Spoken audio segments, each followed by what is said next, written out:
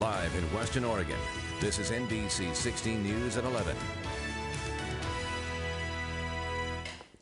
First at 11 tonight, we begin with a live look in Junction City tonight. That's where crews are responding to a large hay fire. Two structures and upwards of 1,000 tons of hay are now lost in a blaze that officials say will now burn for days. Take a look at where this is all happening. More than 12 fire agencies are responding to that fire on Ferguson Road. That's just north of Highway 99. Of Junction City. Now, good evening and thanks for joining us for NBC 16 News at 11 tonight. I'm Anthony Costura. John and Stephanie, of course, have the night off. We go to Junction City now. NBC 16's Ellen Minnie is live from there with the latest tonight. Ellen, the scale of that fire is just remarkable tonight.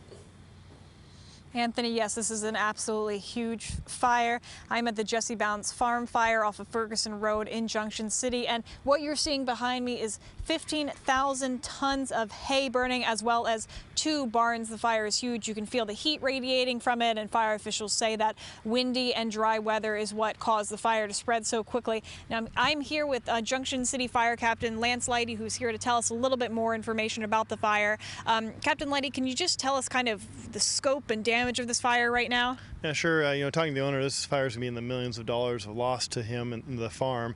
The fire started about 5:40. That's the fire itself looking off to the east right before sundown about 45 minutes ago. And that whole thing in a cloud, that is all smoke coming off of that. And as we saw a few minutes ago in the story, we're not expecting this fire to go down anytime soon. With a live look at it behind me, 57 there, winds out of the north-northeast. We begin tonight with breaking news from Douglas County. Fire officials and the sheriff's office have issued a level 3 evacuation for Dry Creek tonight. That's where a wildfire in the North Umpqua complex continues to burn. And we begin tonight with breaking news from Florida. That's where a total of 4 police officers have been shot. The first happened in Kissimmee, leaving 2 officers dead. This is a look at the scene just moments ago. Investigators say the shooting happened around 9:30 p.m. local time. That's about 6:30 here on the West Coast. The circumstances of the shooting are not yet known. Authorities have not released the names of those involved, and there is no information yet on a suspect at this time. Good evening. We begin tonight with developing news from overseas. A U.S. intelligence assessment says North Korea can put a nuclear weapon on a missile. And just breaking now, North Korea is threatening a strike on the U.S. territory of Guam. Developing news tonight out of Buena Park, California. Evacuations are underway for 17 guests who are stuck inside a ride at Knott's Berry Farm. Here's a live look right now. Fire officials are working to get those guests safely to the ground. The ride brings people up a tower and then back down. Park officials say the ride stopped around 2 o'clock this afternoon. More than 100. Next on your only local news at 5:30, we go live to downtown Eugene, where a march resisting hate is taking place tonight in solidarity with a violent weekend with the victims after a violent weekend in Virginia. Plus, the Junction City fire continues to burn tonight while more containment efforts being made and the obstacles that fire crews are also facing. And if you haven't yet. And happening now, people in Lane County say their message is clear. Hate is just not tolerated here. This comes after a violent weekend in Virginia. Communities across the nation are showing their support for the victims in that deadly clash in Charlottesville. Good evening, and thank you for being with us tonight. I'm John Franke. And I'm Stephanie Domerat. They are holding a march starting at the heart of the University of Oregon campus tonight. We go live from that starting point where NBC 16's Jessica Wade joins us live tonight. Jessica, what is going on out there? A crowd is forming. We're tracking severe weather in our area tonight. Here's a live look at I-105 in Coburg. Traffic right now moving at a pretty steady pace despite those wet and somewhat icy conditions out there tonight. The weather causing numerous closures and delays as freezing rain and ice create miserable and treacherous conditions outside. Good evening. C16 News at 5. I'm John Franke. And I'm Stephanie Domerat. For the latest conditions tonight, we're going to begin with Chief Meteorologist Chris Nation. He's standing by for us in the Weather Center. He's been tracking this storm system. Well, we haven't seen any snow here in Eugene and Springfield area just yet, but we did see some freezing rain. Will things continue? Hey, Chris. Hey guys, yeah, this system is about as bad as it can get for Eugene and Springfield up to Corvallis. In fact, a moment ago while Steph was talking, we had a significant power flash, and we're at a critical. Nation told us a little bit earlier, snow's already hitting the ground in that area. She joins us live from Oregon State University campus now. Hey, Megan, how's it going out there? Hey guys, it's a little bit chilly out here. I bet you could probably see my breath right now. We are seeing a bit of snow and rain mix, as Chris Nation said, here at Oregon State University. 4J School District buses are on snow routes. Eugene Airport flights are also being affected, so you may want to check your flight status before heading out to the airport. And today is now the second day of the season we've seen these school closures and delays in our area because of the weather. NBC 16's Ashley Force is live tonight with a look at how school districts make that decision. Hey, Ashley. Hey, so most schools are locked up for the day, just like Adams Elementary here. But the missing Portland woman is searching tonight in Cottage Grove. More on her mysterious disappearance. Plus, a fresh start for Crestwell High School, how new administrators are mending positive relationships with students and parents. Harvey is bringing high winds and heavy rain to cities on the Texas Gulf. We're tracking its path. Plus, it's time to clear the shelters. We're helping local animals find their new forever homes. It's a hurricane that's going to prove more dangerous than many hurricanes. Officials say it could be the worst storm to hit the U.S. in some 12 years. Right now, Hurricane Harvey is headed toward the Texas coastline. Evacuations are in place. A state of emergency has been declared, and the storm is expected to hit landfall later tonight. Good evening, and thank you for being with us tonight. I'm John Franke. Just moments ago, Harvey became a Category 4 storm. That means it's a major hurricane with winds that can reach up to 120 miles per hour. It is our top story tonight. NBC 16 Chief Meteorologist Chris Nation joins us now. And Chris, this storm is big. It has heavy rains, heavy winds. This could be a big disaster. It really could, John. I mean, we're talking about an extremely powerful hurricane. As you mentioned, it's not just the storm surge, it's the rain and tornadoes. Let's take a look. I'm going to show you the real-time data on this thing. We're taking a live look now. As you can see, Hurricane Harvey is approaching the coast. They've been dealing with the outer bands. We've already had about a dozen tornadoes out of this thing. And is out there tonight. She is joined by some furry friends who are hoping to find some brand new forever homes. Stephanie, how are the little ones out there? Hey, John, I almost thought I was going to miss my live shot because I've been in here playing with kitties for the last 20 minutes. I have Sasha here with Green Hill Humane Society. She's been so busy all day for such a great cause. How has today been? We're clearing the shelter, and it seems like there's less animals in here than there were this morning. Today has been wonderful, but we still have some really amazing animals that are hoping to get adopted this weekend. We have kittens here with us that are just as young as 2 and 3 months old. We also have cats here that are 10, 13 years old, and everyone in between. Truly someone for everyone. Strong out there. Hey, John.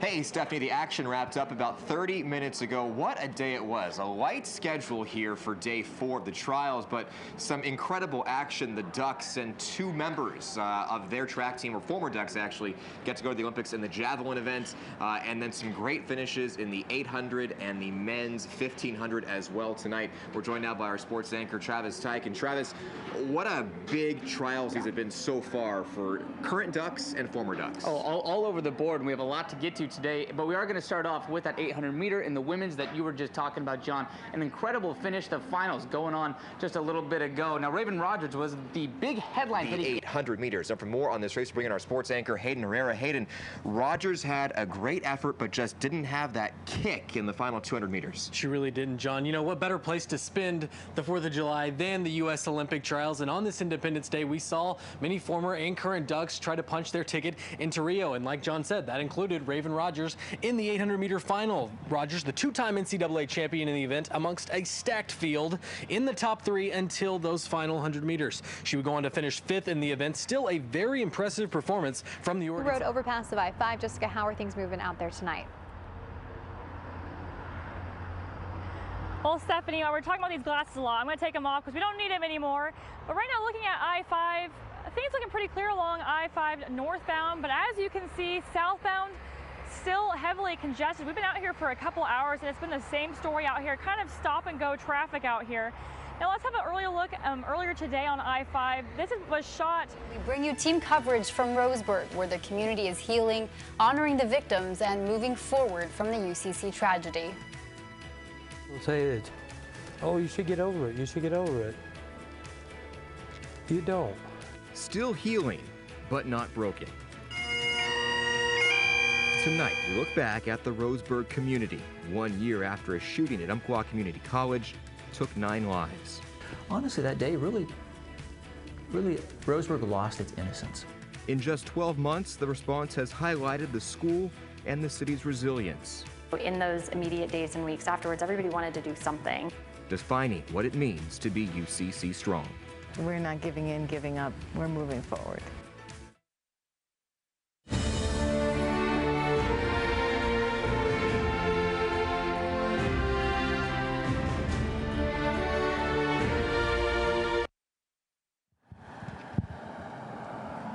Good evening and thanks for joining us for this special edition of NBC 16 News at 6:30. We are live tonight in Roseburg outside of Umpqua Community College. I'm Stephanie Domerat. And I'm John Franke. Nearly 1 year ago, on October 1st, 2015, 8 students and 1 teacher lost their lives on this UCC campus. Tonight, we look at the progress, strength, and hope that is still very much alive in this community and take a look at the healing of this area nearly 1 year after one of the most tragic events. That now is the time not just to elect a new president, but to transform America. I'm blown away. Everything he said, I agreed with, but point by point, and I support him 100%. Bernie Sanders wows the crowd in Springfield. The presidential candidate rolled through the Willamette Valley today. He made stops at Island Park and also near the University of Oregon campus. Tonight, we have more on his speech, his supporters, and what's bringing his campaign here to Oregon. Good evening, and thank you for joining us for NBC 16 News at 6:30. I'm John Franke. Today marks Sanders' 3rd visit to Oregon and the first major visit from a candidate in our area during this election season. We have team coverage for you tonight. We begin with our Stephanie Domerat. She was out that rally today. Trump will speak tonight at 7 p.m. The crowd is gathering. Protesters also gathering in the streets around the Lane Event Center. We do have team coverage for you tonight. We begin with John Franke, who is inside the Lane Event Center this evening for us.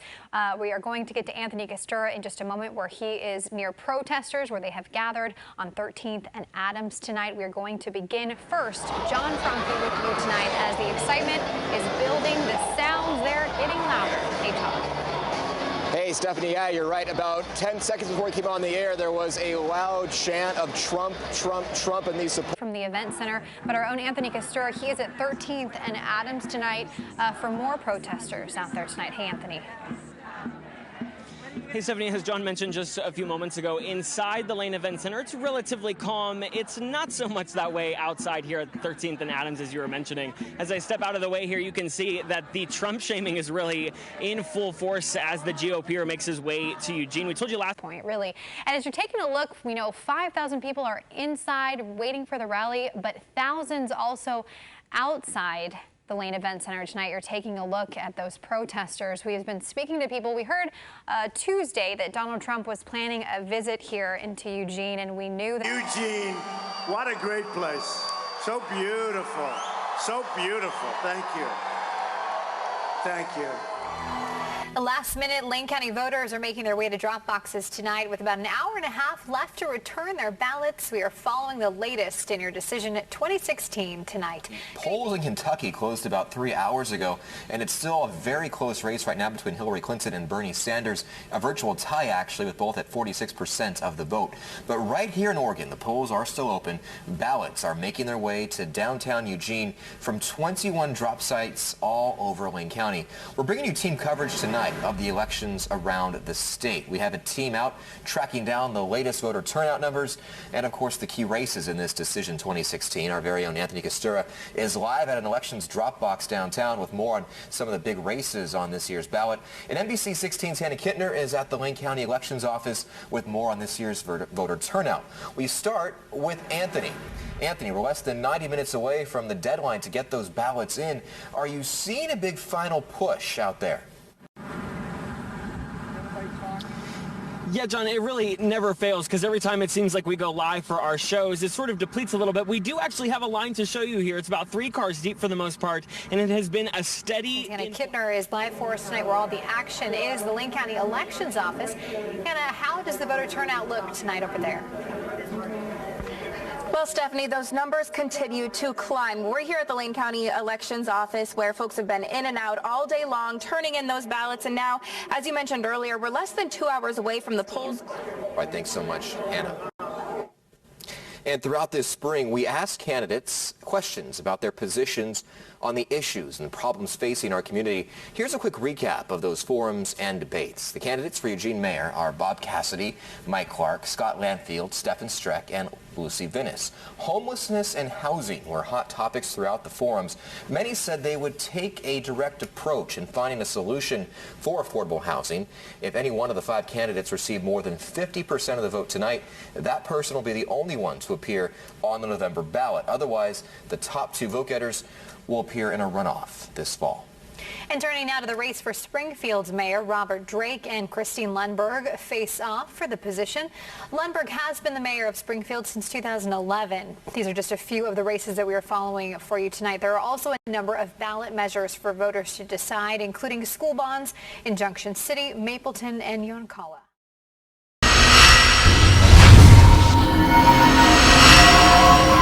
We are with WWE, we're WWE Divas, and we have our partnership with Susan G. Komen as well. So anything that we can do in the community to just, get it out there and raise awareness for breast cancer, we're all about it. And that's why we're here today for Knots for the Cure. Have you met any of the cancer survivors here today? Oh my gosh, I have. I've met, I would say, 20 of them.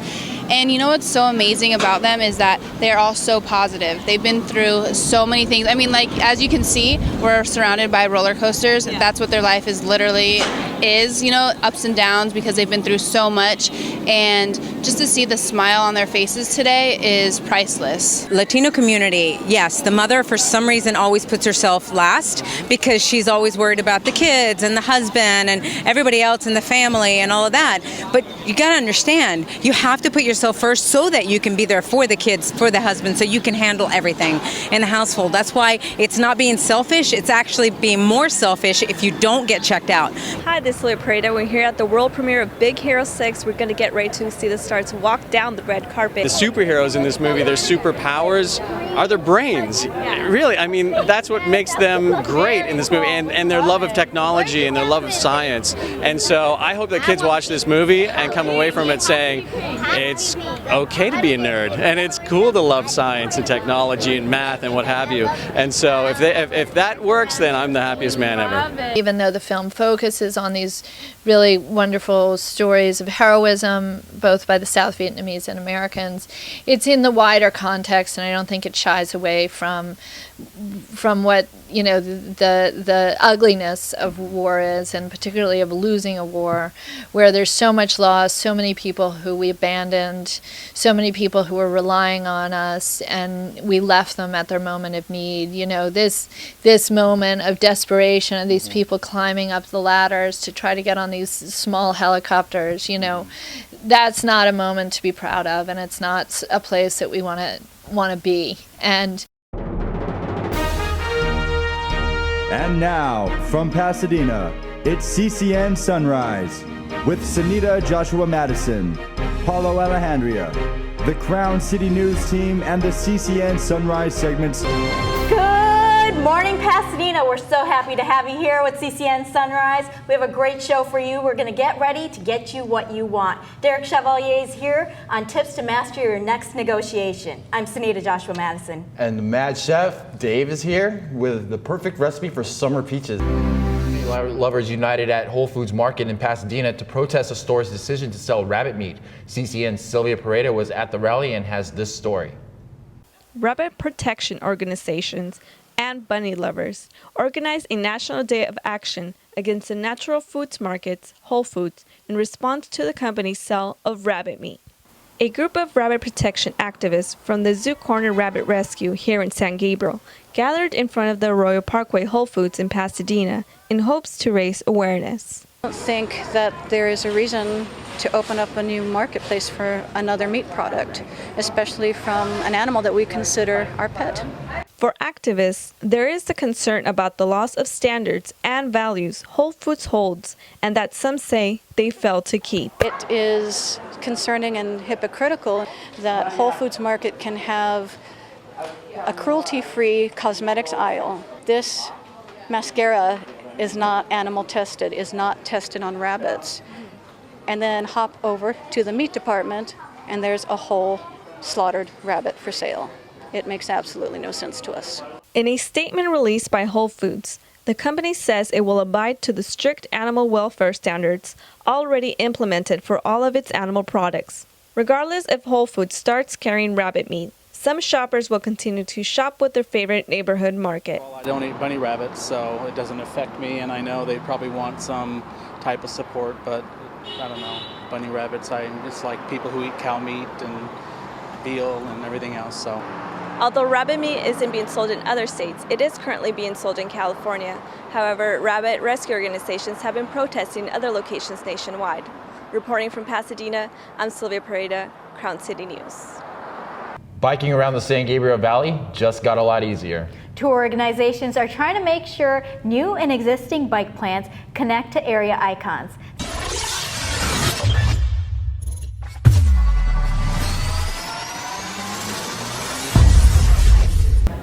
Hi, we're here at the Hello Kitty Con 2014, and we're here with the Hello Kitty girls. Are you girls having fun? Yeah, we're having lots of fun.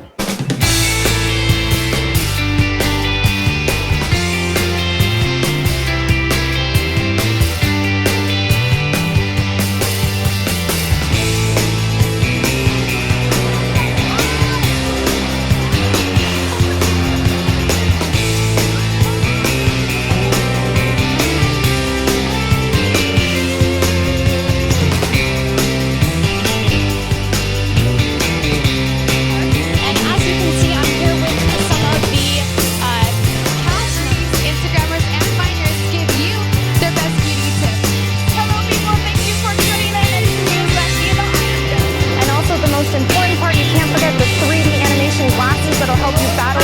We're at the world premiere of Big Hero 6.